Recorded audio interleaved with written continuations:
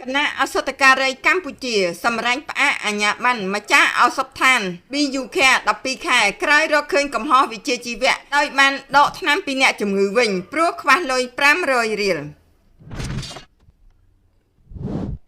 រាជធានីភ្នំពេញគណៈឱសថការីកម្ពុជាបានសម្រេចផ្អាកអាជ្ញាប័ណ្ណម្ចាស់ឱសថដ្ឋាន BUK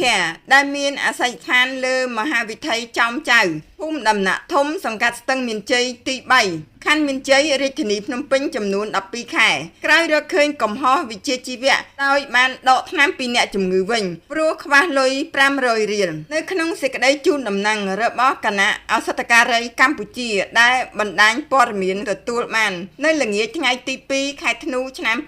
2025នេះបានបញ្ជាក់ឲ្យដឹងថាបន្ទាប់ពីបានរកឃើញការផ្សព្វផ្សាយករណីឱសថអានមួយកន្លែងដែលបានបង្ហោះវីដេអូលើបណ្ដាញសង្គមកាលពីថ្ងៃទី29ខែវិច្ឆិកាឆ្នាំ2025ពាក់ព័ន្ធនឹងអតិថិជនម្នាក់មកទិញឱសថតម្លៃ13,500រៀលហើយអតិថិជនសុំតថ្លៃ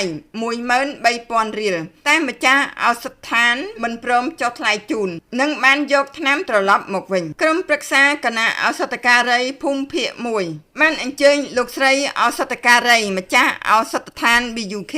ដែលមានអាសយដ្ឋានលើមហាវិថីចោមចៅភូមិដំណាក់ធំ3សង្កាត់ស្ទឹងមានជ័យទី3ខណ្ឌមានជ័យរាជធានីភ្នំពេញដែលជាអ្នកបង្ហោះវីដេអូនិងជាឱសថការីទទួលបន្ទុកបច្ចេកទេសមកសាកសួរនិងបំភ្លឺលើករណីខាងលើនៅថ្ងៃទី1ខែធ្នូឆ្នាំ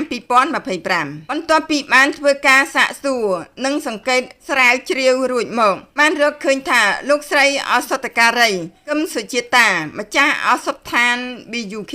ពិតជាបានប្រព្រឹត្តកំហុសឆ្គងនិងបានទទួលស្គាល់កំហុសរបស់ខ្លួនដោយសូមសន្យាទី1ធ្វើការសុំទោសជាសាធារណៈនៅកំហុសឆ្គងដែលបានប្រព្រឹត្តទី2នឹងគោរពក្រមសីលធម៌ឱសថការីឲ្យបានខ្ជាប់ខ្ជួនទី3ប្រសិនបើប្រព្រឹត្តផ្ទុយពីការសន្យាខាងលើលោកស្រីនឹងទទួលខុសត្រូវចំពោះមុខច្បាប់ជាធរមានដោយយោងលើការប្រព្រឹត្តខុសក្រមសីលធម៌ឱសថការីក្រុមប្រឹក្សាគណៈឱសថការីភូមិភាគ1បានសម្រេចផ្អាកអាជ្ញាប័ណ្ណឱសថការីចំនួន12ខែដោយមិនអនុញ្ញាតឲ្យប្រកបវិជ្ជាជីវៈឱសថសាស្ត្រនិងអមវិទ្យាសាស្ត្រចាប់ពីថ្ងៃទី1ខែធ្នូឆ្នាំ2025រហូតដល់ថ្ងៃទី30ខែវិច្ឆិកាឆ្នាំ2026